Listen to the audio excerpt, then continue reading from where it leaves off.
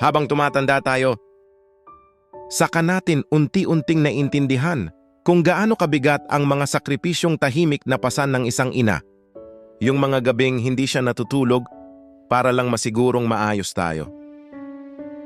Yung mga pagkakataong inuuna niya ang pangangailangan natin kaysa sa sarili niyang pagod.